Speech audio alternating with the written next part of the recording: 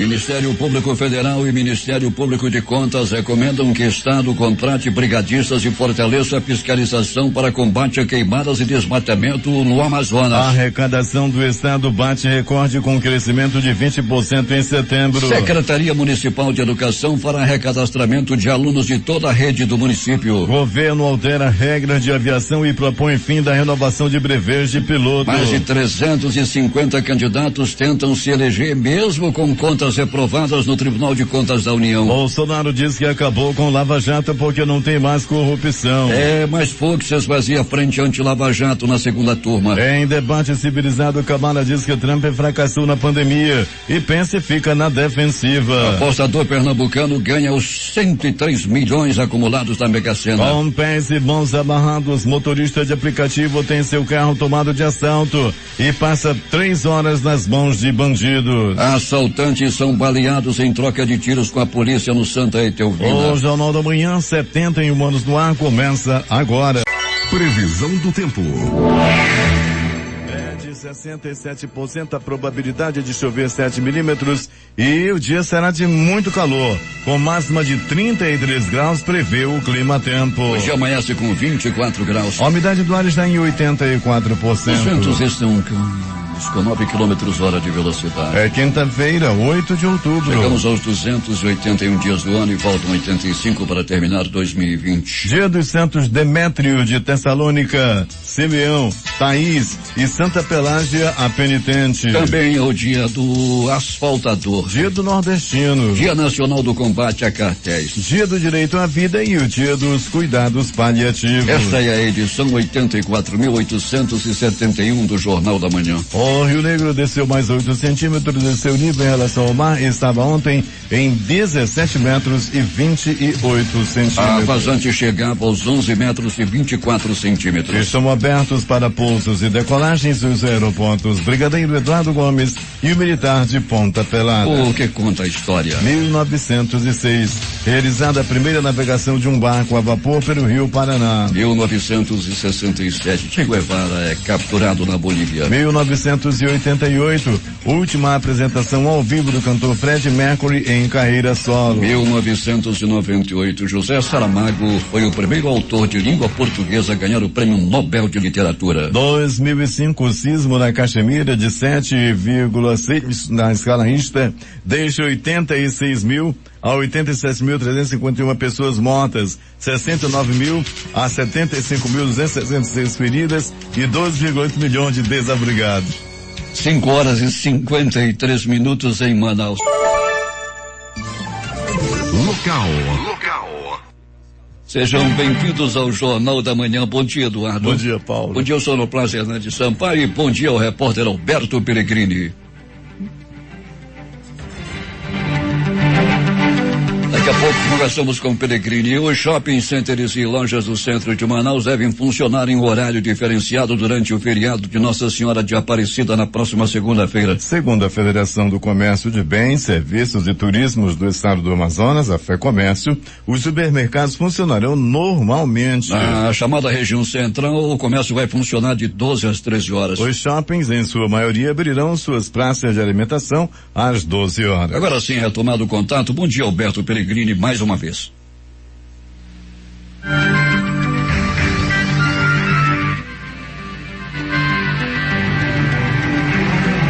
Problemas com o nosso contato externo. Pellegrini. Oi, agora sim. Né? Bom dia, Paulo Guerra. Bom dia a você, Eduardo Silva. Bom dia, PC. Bom dia a você, ouvinte do Jornal da Manhã. Pois é, estava quase cansado de chamá-lo, Pellegrini. Eu chamei pelo menos umas 15 vezes. Pois é, Paulo. Nosso problema é nosso contato, mas graças a Deus nosso PC já conseguiu contornar a situação. Pois é, o PC, como sempre, é muito competente e tomou as devidas providências, porque senão você não iria ao ar neste instante. Mas, Pellegrini, como é que está o trânsito neste instante em nossas principais ruas e avenidas? Paulo, já temos aí uma boa movimentação nas principais vias da cidade, como Constantino Neri, a Avenida de João Batista também, Torquato Tapajós e a Avenida Grande Circular. são as vias que têm maior movimentação de veículos nesse momento. Não temos notícia de nenhum acidente de trânsito até o presente momento, e os semáforos na zona norte e leste da cidade, por onde passamos, Paulo, Avenida Camapuã, Noel Núceos, Grande Circular, todos os semáforos funcionando.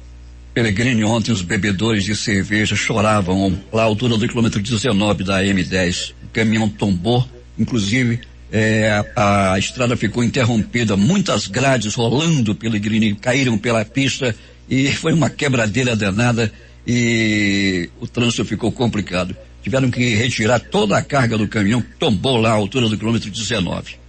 Pois é, Paulo, né? O derramamento do líquido precioso e causou aí alguns transtornos ao trânsito, Paulo, mas logo tudo foi contornado, e verdade, muita gente lamentando a perda do precioso líquido na área da estrada, Paulo. Pois é, pessoal comentando, eu não tô com pena do motorista, porque ele não se bateu, também o carro se quebrou todo, tô com pena da cerveja que rolou aí pelo asfalto, Peregrini. Desperdiçada, né, Paulo? Que pena, rapaz, aquilo gelado, isso é uma beleza.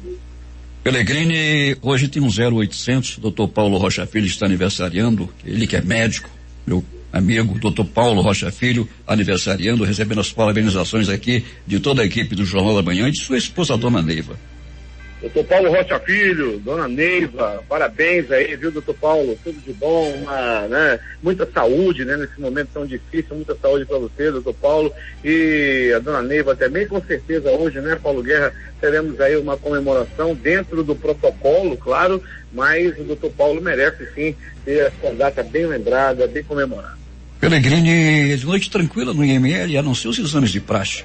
Pois é, Paulo, noite muito tranquila no Instituto Médico Legal, estava agora há pouco lá, aproveitamos para tomar um café, colocar as conversas em dia, conversávamos ali o miolo de pote e tal, mas nada demais, Paulo Guerra, ninguém morreu por violência, ninguém morreu no tiro, na faca, na paulada, como nós noticiávamos no dia de ontem, no de ontem para hoje, Paulo, tudo na mais absoluta tranquilidade. 2 bandidos pegaram um carro de aplicativo aqui no centro da cidade. A princípio eles eram passageiros, mas de repente um puxou uma arma, Peregrini, e tomou de assalto o carro. O motorista foi colocado para o banco de trás, foi amarrado e durante 3 horas ficou na mão dos bandidos. Ele foi salvo porque o carro acabou a gasolina, Alberto, e eles resolveram deixá-lo.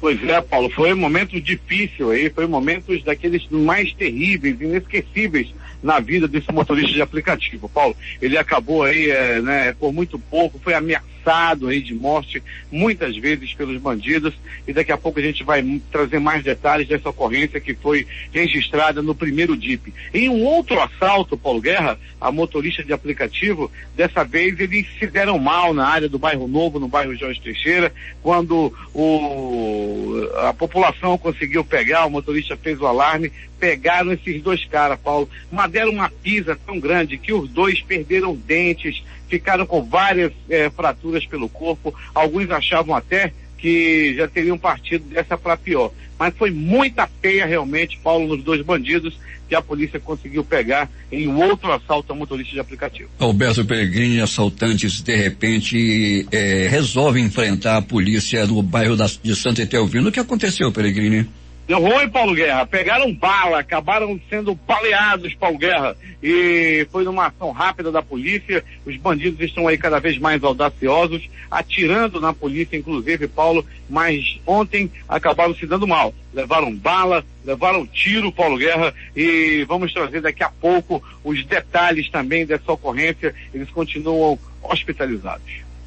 Peregrini vai voltar daqui a pouco e conta tudo o que aconteceu nas últimas horas na cidade. Bom trabalho para nós. Muito bem, Paulo Guerra, daqui a pouco a gente vai voltar sim, mandando aquele abraço, interagindo com nossos ouvintes, pessoal da estrada M070, pessoal lá da área também, lá do Purupuru, aí já é para a área do Careiro, aqui na M070 a dona Regina, o Francisco José, seu Francisco, essa turma boa aí também do Arapapá, que está ouvindo o Jornal da Manhã nesse momento. Muito obrigado pela audiência. O Pedro Hamilton está lembrando aqui, Peregrini, que vai acontecer uma reunião no sábado da colônia M34 dos pescadores, com a presença da FETAP, também do INSS e da articulação de governo e da CEPROR. O Cine Manaus vai oferecer nesta quinta-feira 21 vagas de emprego, sendo 10 delas para o cargo de motorista de ônibus. Os candidatos interessados devem enviar currículo para o e-mail centepixmanaus@gmail.com. No campo assunto, o candidato deve colocar o nome da vaga pretendida. Interessados também devem validar sua carteira de trabalho e previdência social digital no aplicativo Carteira de Trabalho Digital ou acessar o site www.gov.br/trabalho. É mais site do que emprego.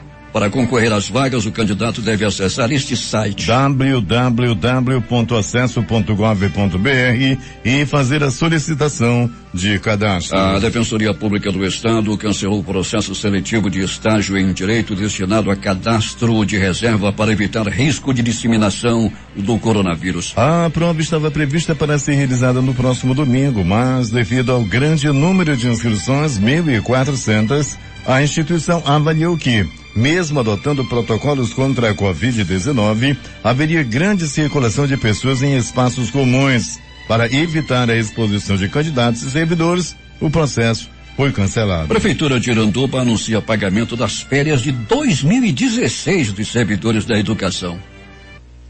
Servidores efetivos da área de educação começam a receber neste fim de semana o pagamento das férias de 2016, as únicas pendentes neste momento, de acordo com a Prefeitura de Iranduba. O pagamento será feito em 3 parcelas. A primeira vai ser depositada hoje nas contas dos professores, administrativos, merendeiras, vigias e auxiliares de serviços gerais. O anúncio foi feito na tarde de ontem pelo prefeito Francisco Gomes, após se reunir com as secretárias de Economia e Finanças, Ana Lúcia Viana, e de Administração e Planejamento, Judite Turi. Durante a entrevista, o prefeito explicou por que demorou a pagar as férias da educação de 2016. Eu quero dizer aqui aos professores que eu não paguei, não foi porque eu não quis, não. É porque a prefeitura não tinha dinheiro. Agora nós estamos fazendo um esforço, eu e a secretária de Finanças, para, se Deus quiser, a gente possa pagar as férias de 2016. Eu jamais quero deixar de cumprir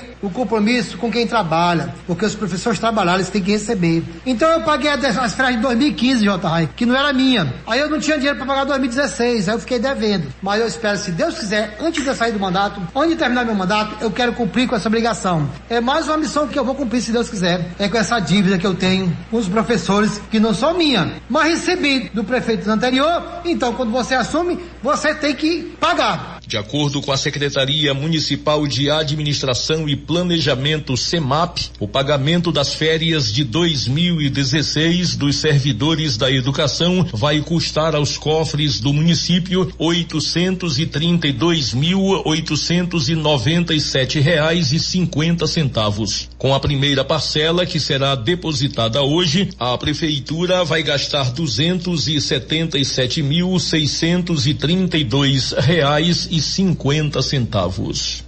Para o Jornal da Manhã, J. Raiz. 6h07 em Manaus, apenas fazendo uma ressalva de que o prefeito de Iranduba não é candidato à reeleição.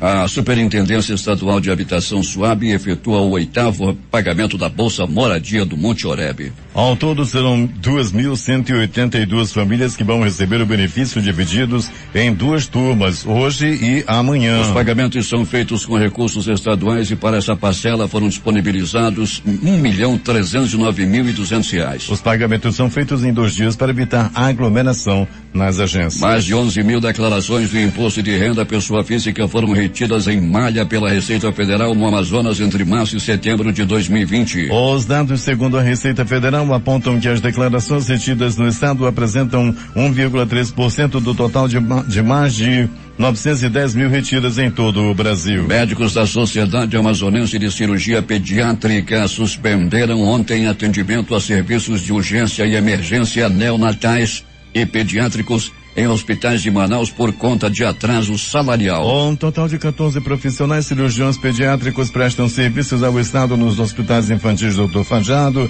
e Instituto da Criança do Amazonas, o ICAM. Desde agosto já estava suspensa a realização de cirurgias pediátricas eletivas e ambulatoriais pelo mesmo motivo. Agora, os atendimentos serão realizados somente em casos iminentes de morte, segundo o comunicado divulgado pela SAP. A Secretaria de Estado da Saúde informou por meio de nota que os atendimentos pediátricos de urgência e emergência na rede estadual de saúde seguem ocorrendo sem prejuízo para a população. Segundo a médica pediatra e presidente da SAP, Cíntia Almeida, os salários não são pagos pelo governo do Amazonas desde julho. Além disso, a associação denuncia ainda que o contrato com o Estado não foi renovado. Em meio à pandemia, a Câmara Municipal de Manaus aprovou o projeto de lei que suspende os feriados municipais por um ano depois do decreto de calamidade pública do prefeito Arthur Neto. Atendendo ao apelo de lideranças negras do quilombo da Praça 14, o vereador Elisa Manuel do PSDB apresentou um projeto de lei que já foi aprovado pela Comissão de Constituição e Justiça, que preserva o Dia da Consciência Negra, 20 de novembro, e o Dia da Padroeira do Amazonas, Nossa Senhora da Conceição, 8 de dezembro. O vereador lembrou que no período de 10 anos de 2008 e 2018, o número de homicídios de pessoas negras no Brasil cresceu 75,7%. E ainda salientou que Manaus foi uma das capitais pioneiras da abolição da escravatura no dia 24 de maio de 1884. Elias apelou aos demais vereadores que, diante desse contexto histórico da violência atual, o Dia da Consciência Negra não pode cair no esquecimento. O número de mortes por Covid-19 no Amazonas subiu para 4.202 nesta quarta-feira, com mais 2 óbitos ocorridos nas últimas 24 horas e 7 confirmados após investigação. Os dados constam no boletim epidemiológico da Fundação de Vigilância em Saúde. Conforme o boletim, 921 novos casos de Covid-19 foram registrados nas últimas 24 horas, elevando o total para 144.492. O número de recuperados da doença subiu para 123.050. O Comitê de Crise da Covid-19 do Governo do Amazonas se reúne nesta quinta-feira com a presença do governador Wilson Lima para tratar sobre indicadores da doença no Amazonas. O ex-comandante do Comando Militar da Amazônia e recém-confirmado ministro da Saúde, Eduardo Pazuello, receberá as mais altas condecorações da Assembleia Legislativa do Amazonas por serviços prestados à Amazônia. As propostas por conceder o título de cidadão do Amazonas e a medalha Rui Araújo ao general são dos deputados estaduais Adjunto Afonso do PDT e Josué Neto do PRTB e foram protocoladas em fevereiro deste ano. Josué Neto aponta o currículo de Pazuello e as qualificações do ministro, além de sua origem militar, como razão das homenagens. As duas iniciativas foram subscritas pelos deputados Péricles do PSL, João Luiz do Republicanos, Álvaro Campiro do Progressistas, Felipe Souza do Patriota, Jona Dark do PL e Fausto Júnior do PRTB. Durante o pronunciamento no plenário da Assembleia Legislativa, nesta quarta-feira, o deputado estadual João Luiz do Republicanos cogitou instaurar uma comissão parlamentar de inquérito para investigar a empresa Amazonas Energia. Segundo o parlamentar, a criação de uma CPI poderia ser adotada pela Casa Legislativa para que a concessionária cumpra com as decisões judiciais e legislações estaduais em vigência. 6:12 em Manaus. Ao lado do presidente Jair Bolsonaro, sem partido, o senador Eduardo Braga, do MDB, anunciou ontem que o presidente deve estar presente no início das obras de pavimentação do lote Charlie da BR-319, que liga Manaus a Porto Velho. O trecho fica entre os quilômetros 198 e 250 da rodovia. Bolsonaro parabenizou a dedicação de Eduardo Braga para viabilizar recursos por meio de emendas ao orçamento da União necessários às obras de recuperação da rodovia. O parlamentar amazonense explicou que as duas emendas, uma na Comissão de Serviço de Infraestrutura do Senado e a outra por iniciativa da bancada do Amazonas no Congresso, foram asseguradas graças ao apoio dos representantes do governo federal no Poder Legislativo. Em meio à crise econômica decorrente da pandemia de coronavírus, o Amazonas continua fazendo o dever de casa em relação à receita de tributos estaduais. Pelo 4º mês consecutivo, após o período mais agudo da pandemia, quando houve queda na arrecadação, o Estado observa o crescimento da receita de impostos em comparação com o mesmo período do ano passado. Dessa vez, o incremento na receita tributária do Amazonas teve direito a novo recorde. Com 1,180 bilhão de reais apurado, a arrecadação de tributos do Estado em setembro cresceu 20,2% em relação ao mesmo mês do ano passado, o maior incremento do ano. Em números reais, isto é, quando se desconta a inflação do período, o crescimento foi de 16,7%, consolidando a recuperação econômica após o período mais agudo da pandemia de coronavírus no Amazonas. Temos informações com o repórter José Alberto Zegdeg. Muito bem, Paulo Guerra. Com a decisão tomada pela Justiça Eleitoral em proibir grandes manifestações como caminhadas, comícios e etc. durante a campanha eleitoral, muitas manifestações já programadas foram canceladas e o caminho, a partir de então, passou a ser as redes sociais, que tornou-se uma febre em meio aos internautas. Todavia, as restrições que interferem no uso das redes sociais nas eleições e durante o processo eleitoral pode ser uma arma poderosa contra o próprio candidato. É preciso ter cautela e medir as palavras durante o porte de textos referindo-se à imagem de todo e qualquer candidato. Caso contrário, pode configurar crime eleitoral. A causa de toda essa mudança no processo da eleição de 2020 ainda é a pandemia. Com isso, esse novo modelo de propaganda relacionadas a novas tecnologias de informação e comunicação se intensificou rapidamente no âmbito das campanhas eleitorais como ferramenta de marketing político, o que expressa um demonstrativo de que as mídias digitais superam os obstáculos criados pela burocracia, principalmente em municípios onde não é permitido o uso dos grandes veículos de comunicação. Por fim, o que podemos dizer é que o desenvolvimento da infraestrutura digital e seu impacto nos processos eleitorais exige bastante atenção por parte de governos, autoridades eleitorais, partidos, candidatos e principalmente a sociedade em geral, que acha que pode dizer o que bem entende nas redes sociais.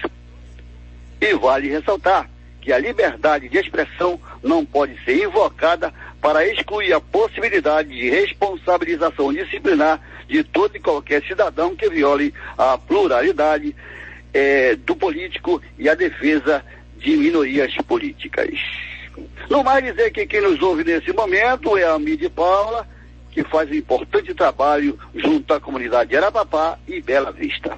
De Manacá para o Zegdeg para o Jornal da Manhã. E a propaganda eleitoral no rádio e TV para as eleições de 2020 vai começar a ser veiculada a partir dessa sexta-feira. Os anúncios serão divulgados em 2 formatos. Nos blocos de 10 minutos que vão ao ar de segunda a sábado, 2 vezes ao dia, e serão usados para mostrar os candidatos que disputarão o pleito marcado para o dia 15 e 29 de novembro, primeiro e segundo turnos, respectivamente. Além disso, as emissoras exibirão comerciais de 30 segundos ou 1 minuto cada, e serão ao longo do dia. Para as inserções, cada emissora de rádio e televisão vai destinar 70 minutos diariamente. E a propaganda eleitoral começa amanhã, e a partir das 6 horas e até às 6 horas e 10 minutos, neste início de propaganda eleitoral, o Jornal da Manhã terá uma interrupção de 10 minutos. Portanto, amanhã, a partir de 6 até às 6 horas e 10 minutos. A Secretaria Municipal de Educação inicia nesta quinta-feira o recadastramento dos alunos matriculados na rede municipal de ensino. A ação busca identificar os estudantes que permanecem na rede municipal de ensino e que acompanham o projeto Aula em Casa, além de focar no planejamento do ano letivo de 2021. Os gestores escolares entrarão em contato com os pais ou responsáveis pelos alunos até sexta-feira que vem, dia 16, para realizar a atualização dos dados. Caso não recebam ligação por estarem com o cadastro desatualizado, os familiares devem procurar a equipe escolar da unidade de ensino onde o aluno está matriculado. E de acordo com a subsecretária municipal de Educação, Eusenia Araújo, o recadastramento dos estudantes servirá para identificar aqueles que estão efetivamente ativos na rede e também para reorganizar o período da matrícula de 2021. A Secretaria Municipal de Educação de Manaus está realizando um recadastramento de todos os nossos alunos para que nós possamos fechar o ano letivo com os alunos que estão efetivamente participando do projeto Aula em Casa e também para que nós possamos já nos reorganizar para o período da matrícula de 2021. Então é muito importante que os pais, ao receber o contato da escola, do diretor da escola, confirme os seus dados via telefone, e se ele não receber essa ligação, porque o número que a escola tem está errado, ou ele trocou de número, ele, por favor, compareça à escola para que ele possa confirmar os dados como o nome do aluno, o seu nome completo como responsável e o CPF. Esses dados, eles são fundamentais nesse momento.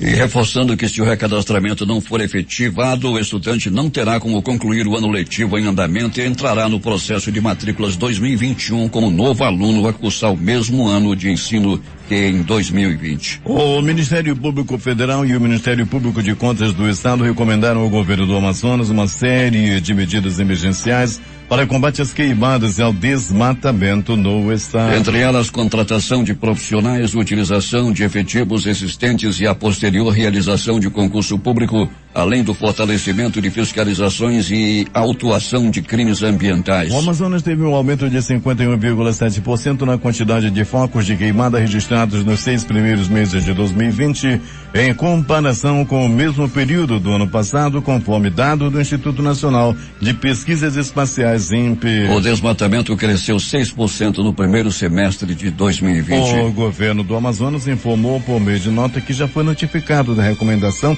e que prestará informações aos órgãos de controle. Polícia. Alberto Pellegrini. Muito bem, Paulo Guerra e ouvintes do Jornal da Manhã. Vamos dando início ao nosso noticiário policial, dizendo que o pronto-socorro 28 de agosto recebeu uma pessoa vítima de atropelamento. Já no pronto-socorro João Lúcio, no Gigante da zona leste da cidade, uma pessoa deu entrada vítima de arma de fogo, acabou sendo baleado e deu entrada no pronto-socorro João Lúcio com um buraco, a bala na área do abdômen. Rapidamente, os anjos da vida, os médicos, enfermeiros, técnicos de enfermagem agiram rápido e salvaram a vida desse homem que já chegou, deu entrada com ferimento grave, já estava no bico do urubu. Ainda do pronto-socorro João Lúcio, peia, muita peia. Um homem deu entrada vítima de agressão física. As primeiras informações dão conta de que ele apanhou a murros, chutes, socos, pontapés, pauladas e uma violenta tijolada na cabeça. Ele deu entrada e as informações dão conta de que trata-se de um ladrão que acabou pegando uma pisa dos moradores da área da zona leste da cidade. Pronto socorro Platão Araújo. O homem Paulo Guerra e o ouvinte do Jornal da Manhã deu entrada vítima de bala, vítima de um balaço pelo corpo. As informações dão conta, Paulo Guerra, que um deles é suspeito de assalto e foram alvejados durante um confronto policial. Deram entrada David da Silva Chagas, de 27 anos, e Alailson da Silva Maciel foram baleados durante um confronto. Eles foram atirar na polícia, rapaz, e acabaram sendo alvejados. Tudo aconteceu lá no bairro de Santa Etelvina. Com eles, a polícia encontrou 3 celulares roubados e o carro também que eles estavam havia sido roubado. Um carro modelo Corsa. Outros 2 bandidos que estavam também acabaram fugindo. Na ação, o Alisson e o outro lá foram baleados e deram também entrada no pronto-socorro, e quando saírem vão direto para o 6º DIP para os procedimentos cabíveis. Rapaz, por pouco teve um que a bala passou bem pertinho da cabeça. O Alisson e o David já estão presos, graças ao grande trabalho da Polícia Militar na área da zona norte da cidade. Ainda do pronto-socorro Platão Araújo. Paulo Guerra e ouvintes do Jornal da Manhã, outra pessoa deu entrada, era por volta de 20h30, quando um homem dava entrada vítima de agressão física, apanhou a murros, chutes, socos, pontapés e alguns bofetes. Ele assistiu o jogo em um telão, em um bar localizado na Avenida Itaúba. No momento em que voltava para casa, ele encontrou-se com um desafeto que deu-lhe uma verdadeira pisa nele. Ele deu entrada, não sabia nem o que estava acontecendo. Eu estava vendo o jogo, não sei quanto foi o jogo, não sei. Vi o jogo todinho, depois dos tapas que ele levou, não lembrava nem quanto foi o jogo que ele viu. O motorista de aplicativo passou por momentos de terror. Paulo Guerra e ouvintes do Jornal da Manhã, ele estava dirigindo o seu carro, ele estava trabalhando, quando de repente os passageiros, que pediram a corrida entraram no carro. Ele ali mesmo já desconfiou que algo estava errado. Daí, Paulo Guerra e ouvintes do Jornal da Manhã, ele passou uma mensagem para um outro colega que estava também fazendo corridas em carro de aplicativo e passou a localização dele. Daí, Paulo Guerra e ouvintes do Jornal da Manhã começou uma procura, uma perseguição. Logo que os caras entraram, que os bandidos entraram no carro, anunciaram o assalto, o colocaram no banco de trás, o amarraram e o ameaçaram de morte durante 3 horas. Os bandidos ficaram no carro até a gasolina acabar. Eles estavam metendo assaltos na cidade. O motorista foi abandonado e por muito pouco, segundo ele não foi assassinado, ele não foi morto na mão desses bandidos. Um outro assalto aconteceu na área da zona leste da cidade. Aí na minha zona leste o negócio é diferente, meu irmão. Os bandidos foram assaltar o motorista de aplicativo. Na hora que foram fugir, a população percebeu, pegou esses camaradas e deu-lhe uma verdadeira pisa. Um ficou com o braço quebrado, com mão quebrada, com a testa, com traumatismo craniano. O outro perdeu 8 dentes. Os bandidos pegaram uma verdadeira pisa. Toma! Ainda foi pouco. Um lá ficou banguelo lá. Todos os 2 perderam dentes na paulada. O pessoal lá da Zona Leste falava assim: ri aí, mostra o dente. E dava-lhe uma paulada na boca do bandido. Mostra aí teu olho. Toma uma paulada na cabeça. Saíram com braços, pernas quebradas, saíram todos, mas saíram bonito e foram levados para o pronto-socorro Platão Araújo. Pensa numa pisa. Assaltante, vai roubar lá na Zona Leste, vai pegar o motorista de aplicativo lá pra te ver, vai. Zona Leste, a minha Zona Leste querida, Paulo Guerra e ouvintes do Jornal da Manhã. Na Zona Leste, o negócio é mais embaixo. A Zona Leste é só para os fortes. Agora, as notícias do Instituto Médico Legal. Saiba agora quem foi para a pedra nas últimas horas na cidade. E atenção, a pedra está vazia. Está criando teia de aranha a pedra do Instituto Médico Legal. Ninguém morreu na faca, ninguém morreu na paulada, ninguém morreu na bala. Graças ao grande trabalho da Secretaria de Segurança, Polícia Militar, Polícia Civil, a pedra não foi visitada durante a noite e madrugada.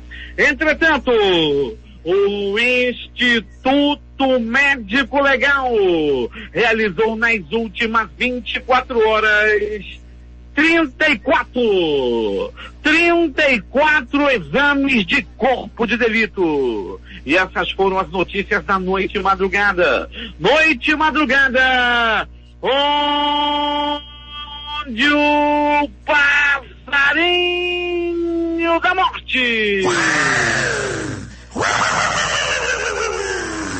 tirou folga na noite e madrugada e não sobrevoou nenhuma zona da cidade. Agora é contigo, Paulo Guerra. Esportes. Antes do esporte, os números da Mega Sena, concurso 2306, que saiu para um apostador de Abreu e Lima, em Pernambuco, que vai receber 103.826.038 As dezenas sorteadas foram 03, 19, 28, 33, 57, 58. Repetindo. 03, 19, 28, 33, 57 e 58. Esse apostador recebendo sozinho 103 milhões. Com 5 acertos, 258 apostadores, cada um recebe R$28.428,45. 4 acertos, 15.713 apostas ganhadoras com premiação de R$666,83. Antes das notícias do esporte, vamos abrir um espaço para a nossa reportagem externa com Alberto Pellegrini. Muito bem, Paulo Guerra. Muito bem, Paulo Guerra e ouvinte do Jornal da Manhã. Paulo, tem Polícia Federal nas ruas de Manaus nesse exato momento, Paulo. Nós estamos em busca de maiores informações, mas já sabemos que essa operação, Paulo, faz parte de uma fase da Operação Sangria, que investiga aí fraudes e etc. aí na área de saúde, na área de outras, de compras de equipamento, etc. Daqui a pouco vamos trazer mais informações, Paulo, dessa operação que se desdobra nesse momento nas ruas da cidade de Manaus. Polícia Federal, portanto, está aí nas ruas da cidade, mais uma operação. Daqui a pouco vamos saber detalhes sobre mais esta operação da PF. Os jogos de ontem pelo Campeonato Brasileiro. Bahia 3, Vasco 0. Corinthians 1, Santos 1. Grêmio 2, Curitiba 1. Goiás 2, Fluminense 4. Flamengo 3, Sport 0. São Paulo 3, Atlético Goianiense 0. Botafogo 2, Palmeiras 1. Fortaleza 2, Atlético Mineiro 1. Após essa rodada, que será complementada hoje com o Atlético do Paraná e Ceará e Bragantino Internacional, o Atlético Mineiro continua líder com 27 pontos, seguido do Flamengo com 24 e São Paulo com 23. Os jogos de hoje. Campeonato Brasileiro Série B, Cruzeiro e Sampaio Corrêa. Eliminatórias da Copa do Mundo. 19h30, eliminatórias da Copa do Mundo, Paraguai e Peru. 19h45, Uruguai e Chile. 21h10, Argentina e Equador. Com Neymar à frente, a seleção brasileira chegou ontem à noite a São Paulo, onde fará estreia nas eliminatórias da Copa do Mundo contra a Bolívia. A partida acontece às 21h30 na Neoquímica Arena. Sentindo dores na região lombar, Neymar será avaliado pela equipe médica agora de manhã. O Grupo Canarinho ficará concentrado na cidade de Guarulhos pela proximidade com o aeroporto, com o local da partida em Itaquera e com o CT do Corinthians, que será utilizado para treinamento no fim de semana e na segunda-feira. Depois da estreia contra a Bolívia, o Brasil volta a campo às 21 horas de terça-feira, agora contra o Peru, jogando lá em Lima. Últimas notícias. O repórter Alberto Pellegrini ainda há pouco falava sobre uma operação da Polícia Federal e temos mais detalhes. Agentes da Polícia Federal estão na sede do governo neste instante na Avenida Brasil. A ação faz parte da fase da Operação Sangria, que investiga fraudes e desvio de verbas na área da saúde na gestão do atual governo. Um dos alvos da operação é Gutenberg Alencar, que teria articulado a compra de respiradores superfaturados feita pelo governo. Membros da Controladoria Geral da União também acompanham os policiais nos cumprimentos de mandados de busca e apreensão. Há alguns meses, a Secretaria de Saúde do Estado também foi alvo da operação e teve diversos documentos e aparelhos eletrônicos apreendidos. Daqui a pouco, mais detalhes sobre a Operação Sangria da Polícia Federal. A Caixa Econômica Federal libera nesta quinta-feira saques e transferências de novas parcelas do auxílio emergencial para 4 milhões de beneficiários do programa que não fazem parte do Bolsa Família, nascidos em julho, que tiveram dinheiro creditado em poupança social digital no último dia 18 de setembro. Termina nesta quinta-feira o prazo para cadastrar ou alterar a foto de inscrição no Exame Nacional do Ensino Médio, o Enem 2020. Candidatos inscritos no Enem terão até as 23h59 para concluir esta etapa neste site. www.enem.inep.gov.br/participante.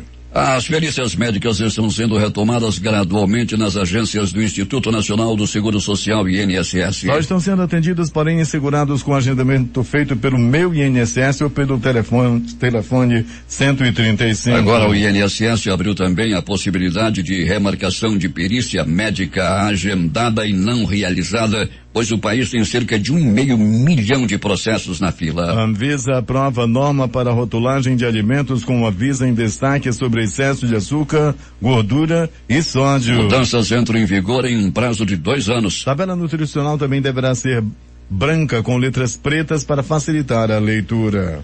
O fogo destruiu 14% do Pantanal só em setembro deste ano, segundo o Instituto Nacional de Pesquisas Espaciais, o INPE. O número já supera a área de todo 2019 e é a maior devastação anual do território causada pelo fogo desde o início das medições em 2002 pelo governo federal.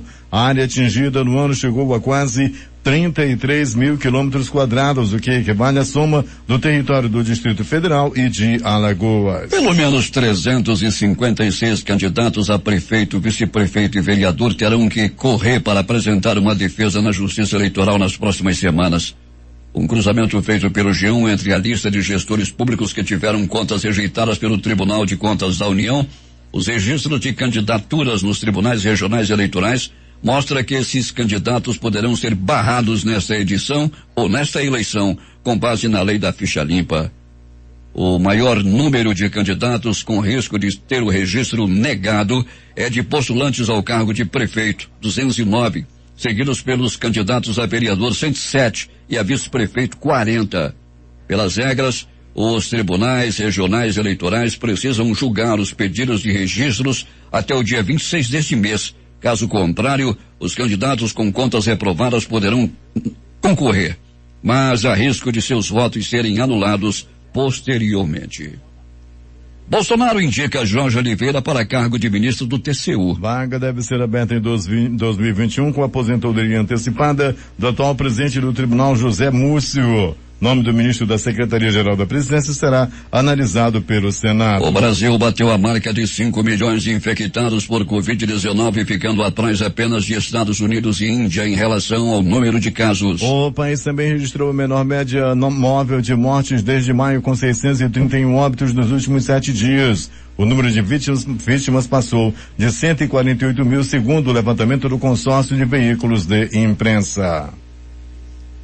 Durante o pronunciamento no Palácio do Planalto, Jair Bolsonaro afirmou que acabou com a Operação Lava Jato porque no governo atual não há corrupção a ser investigada. O presidente deu a declaração em cerimônia sobre medidas para a aviação civil no Palácio do Planalto, enquanto elogiava a própria gestão, na qual, segundo ele, as pessoas são confiáveis e não há interessados em criar dificuldade para vender facilidade. Mas o governo federal lançou nesta quarta-feira, em cerimônia no Palácio do Planalto, um programa para simplificar procedimentos da aviação geral. A proposta é baratear a atividade aérea de pequeno porte usada para táxi aéreo, transporte de carga e operações agrícolas, por exemplo. As mudanças incluem o fim do prazo de validade para a habilitação dos pilotos e a simplificação de treinamento para copilotos. O diretor-presidente da Agência Nacional de Aviação Civil, ANAC, Juliano Norman, afirmou no discurso de lançamento do programa que atualmente os pilotos precisam se submeter a um processo burocrático na agência todos os anos para ter a carteira validada. Não vai ter validade porque não faz sentido, ele treina todo ano. A renovação era apenas para ganhar dinheiro, declarou o ministro da Infraestrutura, Tarcísio Freitas. Parte das mudanças já foi implementada com a renovação de decreto do Poder Executivo nesta quarta-feira. Outras propostas, como o fim da validade dos brevês, ainda passarão por consulta pública. O Supremo Tribunal Federal julga hoje o recurso sobre o formato do depoimento do presidente Jair Bolsonaro no inquérito sobre supostas interferências na Polícia Federal. O relator do caso, o ministro Celso de Mello, que se aposenta na próxima terça-feira, deve participar do julgamento. O Supremo Tribunal Federal decidiu por unanimidade ontem que ações penais e inquéritos voltarão a ser analisados no plenário por todos os 11 ministros. Desde 2014 eram atribuições das duas turmas compostas por 5 membros cada uma. A proposta foi discutida em sessão administrativa da Corte. O presidente do STF, ministro Luiz Fux, argumentou que hoje a situação é diferente, porque, segundo ele, o plenário já não está mais congestionado de processos. Segundo Fux, a alteração valerá para os processos em andamento. Com a decisão, as ações penais que sejam de competência do STF, como as da Operação Lava Jato, por exemplo, deixarão a segunda turma e passarão a ser analisadas no plenário. Atualmente tramitam no Supremo 166 inquéritos e 29 ações penais, segundo informou o próprio tribunal. O cientista mexicano Mário Molina, contemplado com o Prêmio Nobel de Química em 1995 por suas descobertas sobre os danos à camada de ozônio, morreu ontem aos 77 anos, informou a Associação Civil de Pesquisas que leva o seu nome. O presidente dos Estados Unidos, Donald Trump, anunciou nesta quarta-feira o objetivo de retirar todas as tropas dos Estados Unidos que ainda estão no Afeganistão até o Natal, acelerando o cronograma para concluir a guerra mais longa em que Washington já se envolveu. A Itália tornou obrigatório o uso de máscaras ao ar livre em todo o país nesta quarta-feira, em um esforço para reduzir o aumento das infecções por coronavírus, informou o Ministério da Saúde depois que o gabinete concordou com a medida. A Itália tem o maior número de mortos na Europa continental, com mais de 36 mil mortes confirmadas desde que sua crise sanitária veio à tona em 21 de fevereiro. Um pergaminho de Mao Tse Tung de 300 milhões de dólares foi roubado e cortado ao meio.